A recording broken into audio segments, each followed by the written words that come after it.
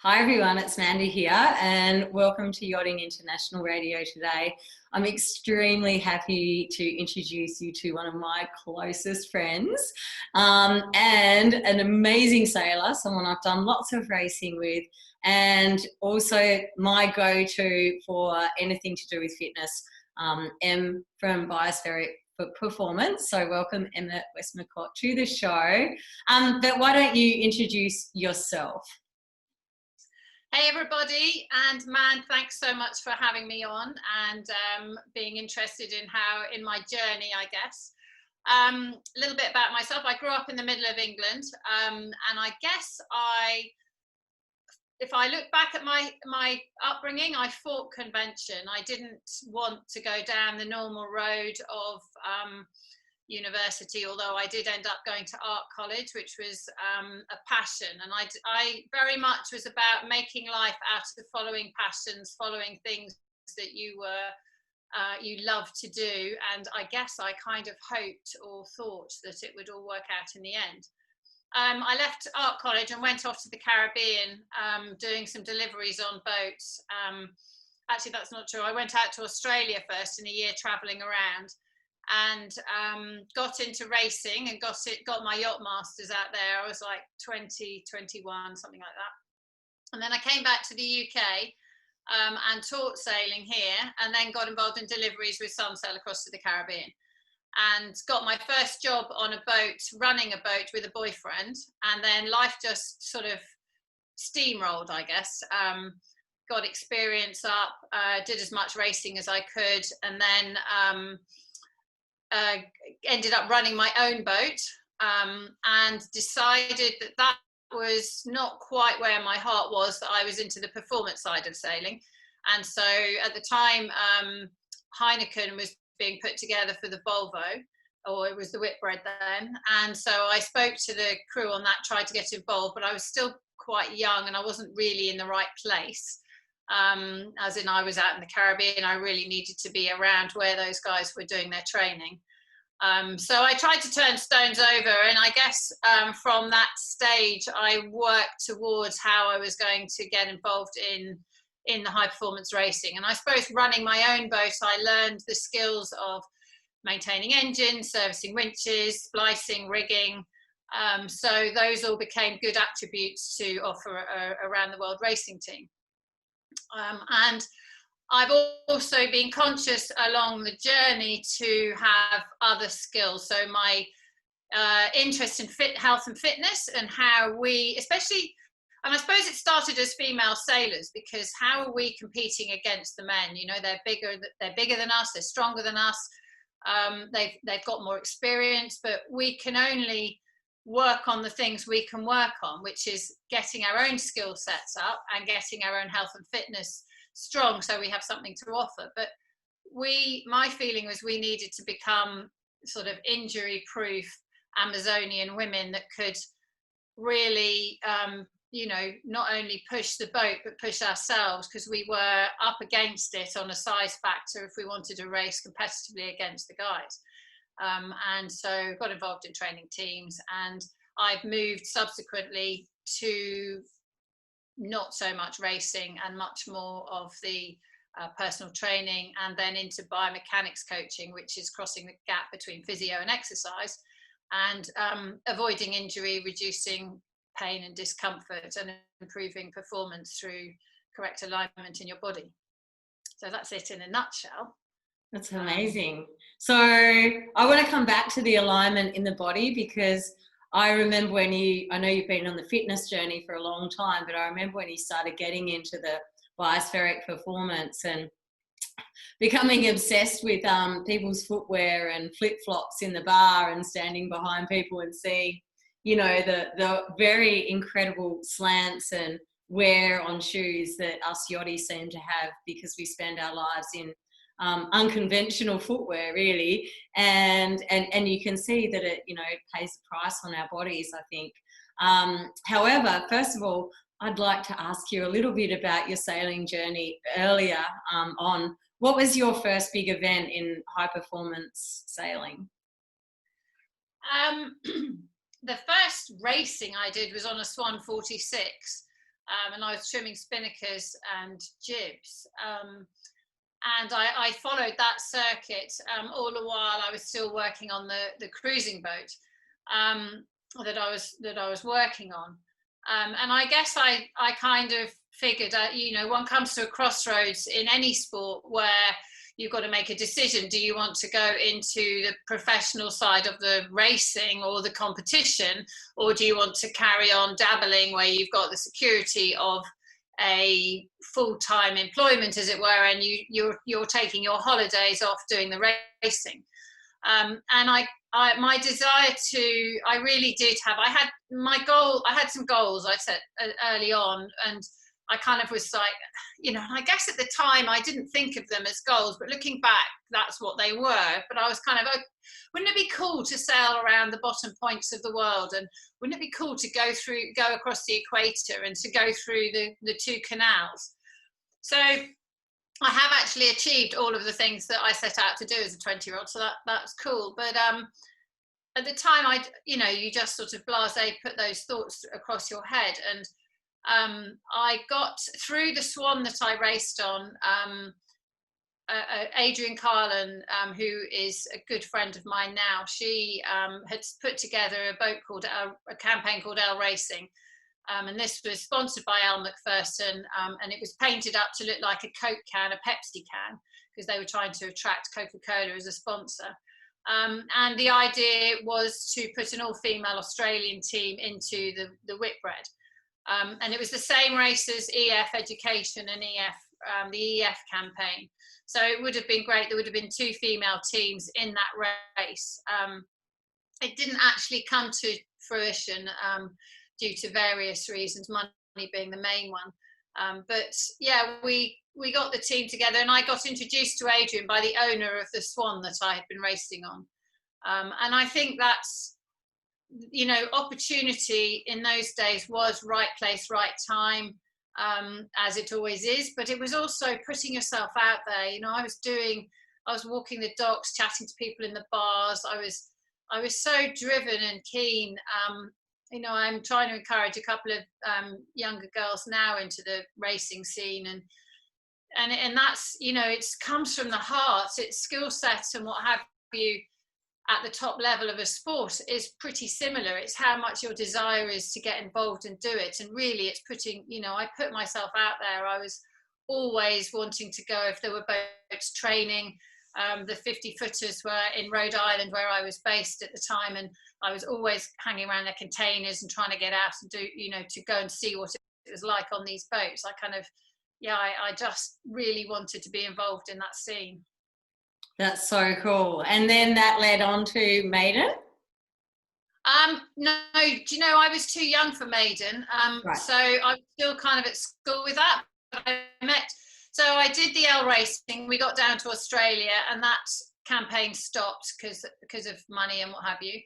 And I flew back up to Europe to join Tracy with Royal Sun Alliance, which was the non-stop Jules Verne, the non-stop round the record attempt, which was on the old Enza of New Zealand. I remember walking down the dock to look at that boat, and literally my heart was in my mouth. I was like, oh my God. The mast was at an angle like this.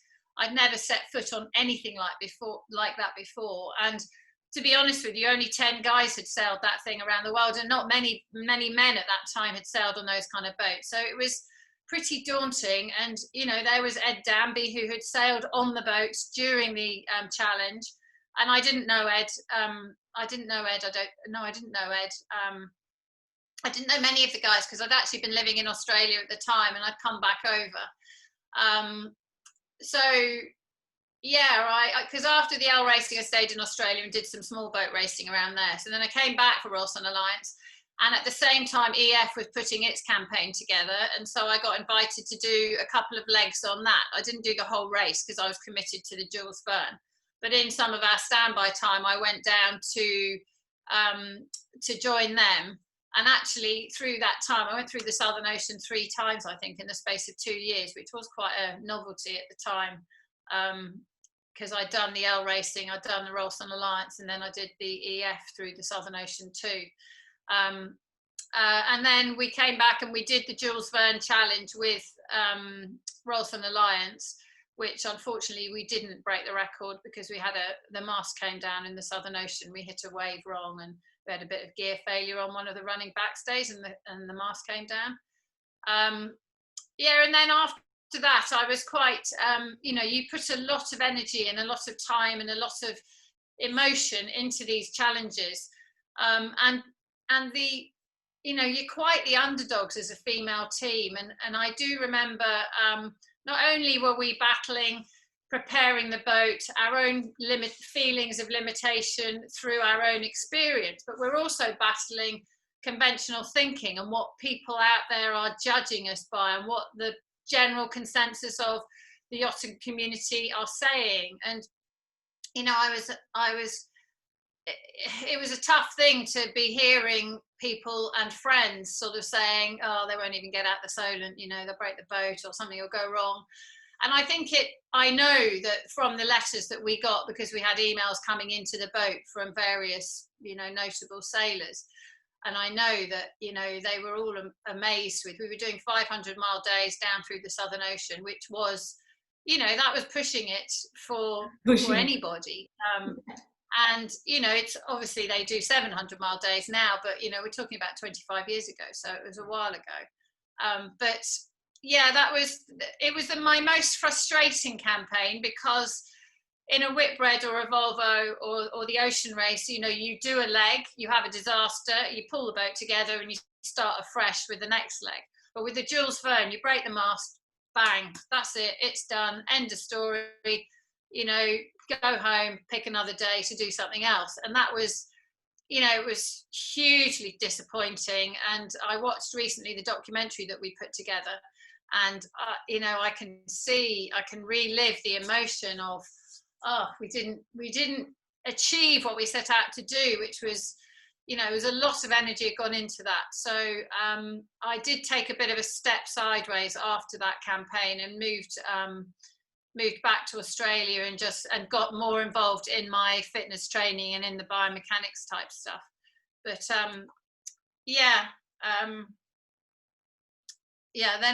then I came up, Armour Sport was the next one after that. So I took a bit of a step back, and then the Armour Sport was the 2002, 2004 Volvo, and I got involved in that as a watch leader with Lisa. And I get, again, it feels like friends pull you on board, but it's your network. It's so important to keep the network in the industry. And I think that's what's hard at the moment with the COVID, is how do people keep that network going? It's all very well to do video conferencing, but new people into the sport, how do they get involved? How do they meet people? They can't, some of these 20-year-olds, they can't even get on boats, they can't get rides, they can't meet people in the bars. So it's quite, it's quite tough. And let's talk about your journey through that, because, until March, you were actively doing loads of racing. I'd see you at the Maxi Worlds and at Palma Vela and all those things. You were, you had a really big campaign, and you were traveling all over the world, sailing while running your, personal training business face to face in the UK. So how have you managed to, as a professional sailor, keep it all going and survive the last 6 months? Well, the sailing for me totally dried. Well, I think for everybody, it totally dried up. The good thing with the world as it is now is we do have the video conferencing. We have WhatsApp. We have the teams I'm on, we have WhatsApp groups, so we've kept connected and we've kept chatting.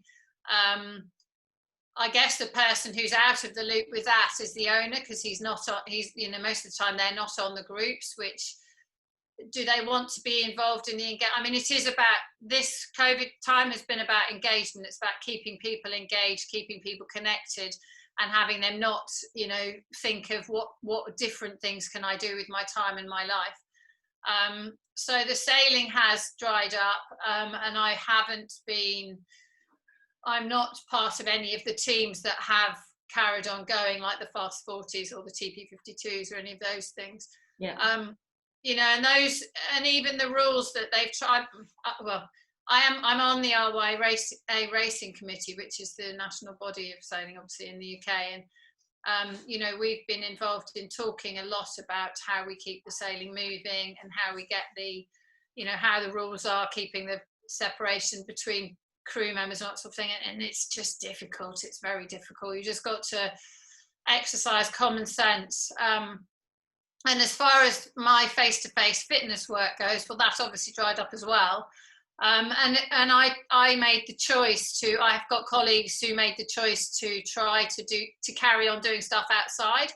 And I just made the choice to not do that, because my work is much more physio orientated now, as opposed to circuit training in the park. You know, it's much more using a massage bed, small movements, breaking everyday moves down, so running technique, for example, breaking that down into individual movements and then rebuilding it all. And I made the choice to do this on Zoom or on one of the video conferencing tools, and it's great. You know, I can screenshot people. I'm sitting in a place, I can see them from the same angle all the time. I can screenshot, draw all over it, pass it back to them. You know, I don't have the negative is that normally when you work with someone, you see them walk towards you as you are meeting, and you can see if they're stiff or what have you. But when obviously I'm meeting, and it's like when I met you, you know, we turn the screen on and we've got each other's faces immediately. So there's pros and cons to both of them. But I think my feeling with life is that we, at the moment, is I'm not sitting waiting for it to go back to how it was. I don't see that happening. So I think we have to move forwards with what we've got and keep developing and try to make the most of it. And I feel lucky or glad that I am, you know, on a committee that is you know, that one can influence how our sport can carry on going forwards. You know, it's a good committee now. It's full of people more my age. So we've got, you know, there's a lot of young blood and young thoughts on how we can, you know, change and work with the world and the situation that we've got.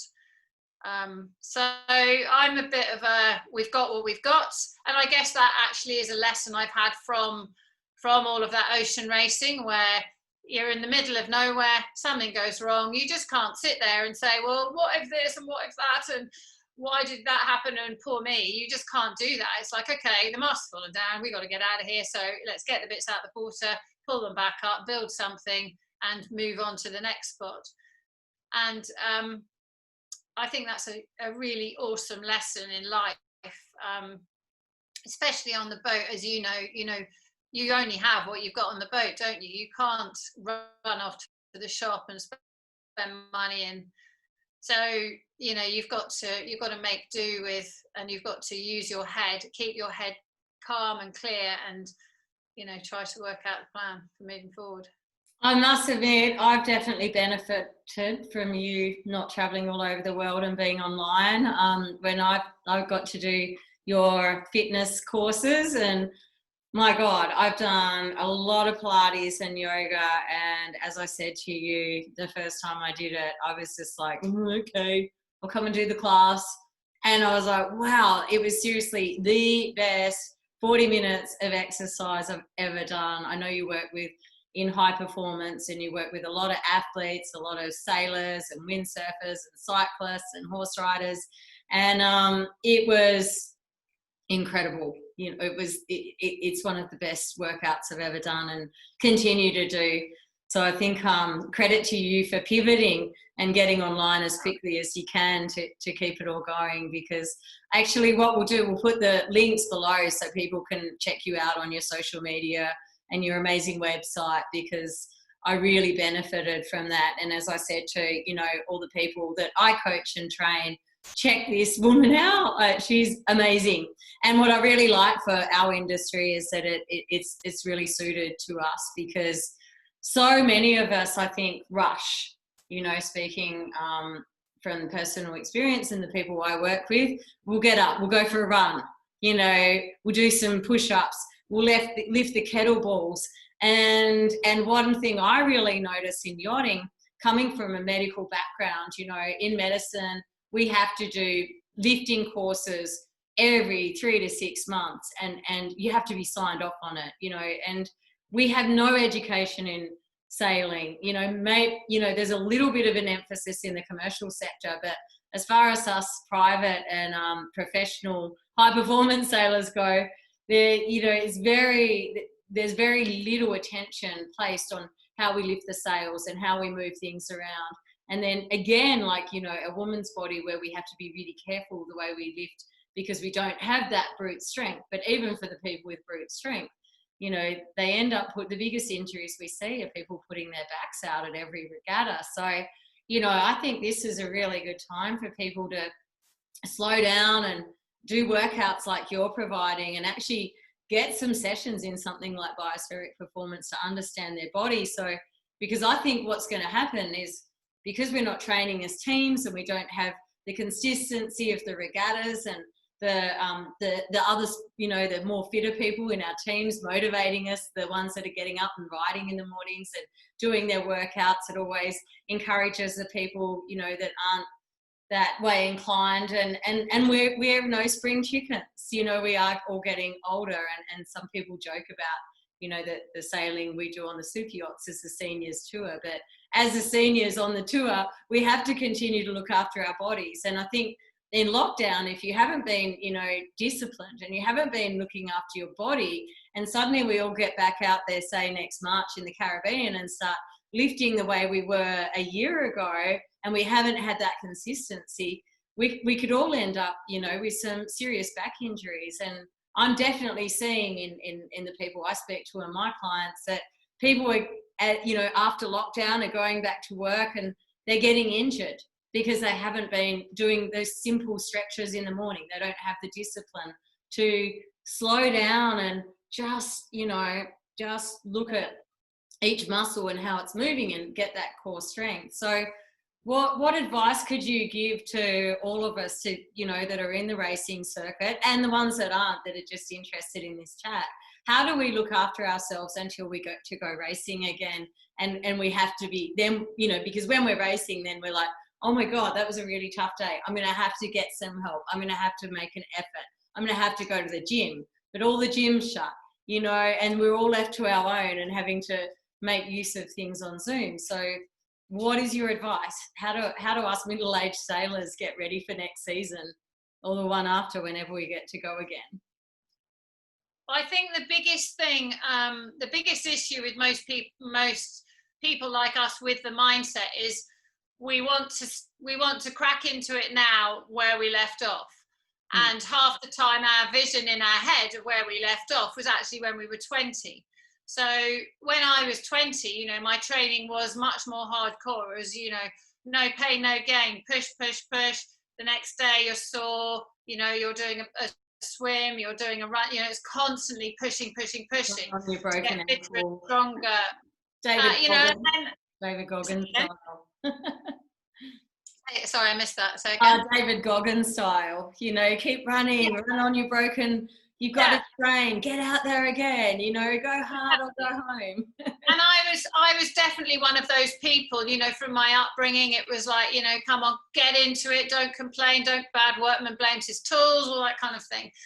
And I guess I was a slight build as opposed to mesomorph, as in heavy muscled person. So I always, I worked quite hard to being as strong as I could be. So as I've got older, and why I got involved in the biomechanics was because I suddenly, I started getting injuries. I got a back injury in 2004 where one of my discs was disintegrating, and I was basically told, it was 2008, and I was basically told that I needed to have a spine fusion. And I was like, crikey, how can I have a spine fusion? I'm doing all this racing. When am I going to have the time out? And a few years before that, I'd had issues with my knees. And I'd had a double arthroscopy in the October. And, the surgeon was like, well, really, you need a new knee at some stage, but we're not going to do it now. But, you need to stop all this running and this height. And I was just like, oh, hang on a minute. So my journey with myself has been, I've had injuries through overuse and through bad alignment, through pushing myself hard to get to where I want to get to. So my ethos now, very much, and what I encourage people, especially through this lockdown thing, is it's not about how hard you push. It's about making sure you're in perfect alignment. You look at a lion running across the prairie, or a horse racing. You know, they don't go to the gym, they don't do press-ups and sit-ups, but they are in good alignment. They haven't sat on a sofa, they haven't laid in a spongy bed, they haven't sat over a computer where they're all hunched forward for days on end. You know, a lion, it gets its feet together, it springs open. It's all about stretch and recoil. And if we can, you know, I could show you screens of runners, of, you look at your Olympic athletes and they're tall and they run like ballroom dancers. They've got strong, straight bodies and their legs go far in front and far behind. And, you know, if we can aspire back to a more correct posture, where our head is on top of our shoulders are on top of our waist is above our feet, then when we're walking, the front of our body is stretching, the back is contracting, and so then movement becomes a lot easier. So the same with, you know, and I guess the latter part of my racing on the super yacht, what I spent most of my evenings working with the guys who were sore and, you know, mobilizing them, massaging them, giving them exercises to do. But sailing inherently is a sport where you're sitting on a rail, hunched under the lifeline. You know, if you're the navigator, you're hunched over a computer. If you're grinding, it's all hunching forwards, and you're on an unstable platform which is rocking around. So you're on a hiding to nothing as far as pain and injury goes. So unless we can be, you know, injury free on land, how are we going to be injury free on the boat? So since April, I started up these first thing in the morning classes. You know, right when lockdown happened, I was like, oh my God, well, there's just no point getting up, really, is there? And then I thought, well, crikey, if I'm feeling like that, everybody else must be feeling like that as well. So I'm going to start a class in the morning where I get a group of people, whoever is around can join in, and we will do core stability and stretching. And the idea was to combat life in lockdown, which was this whole bent forward thing.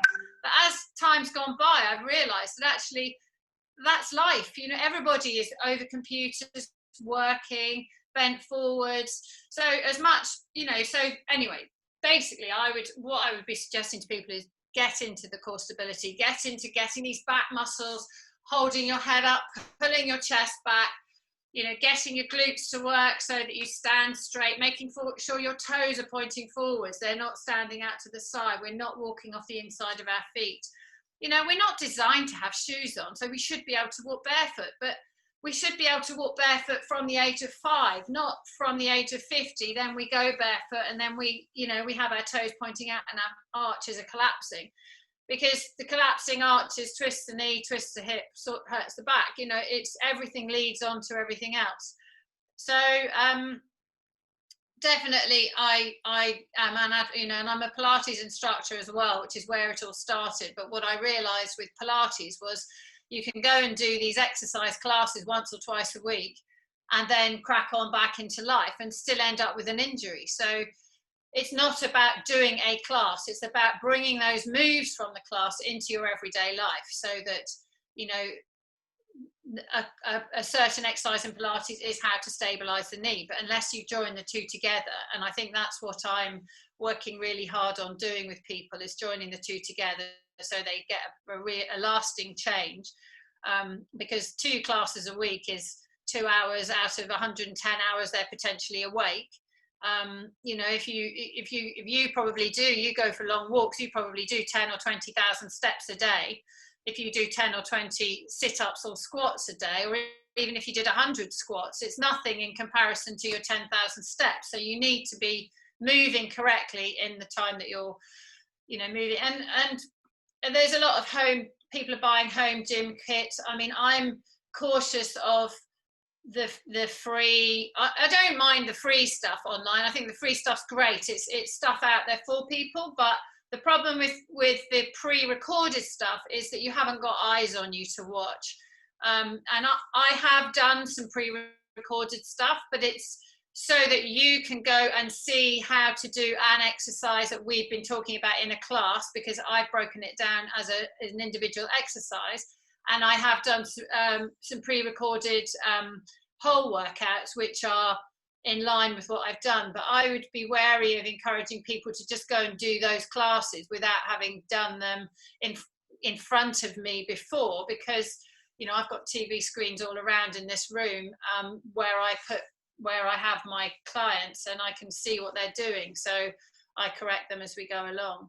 And I do think exercising under the eyes of somebody who is trained to correct is a really important way to start. You wouldn't learn to sail, well, some people do, but you generally have a few lessons with something when you want to do it properly.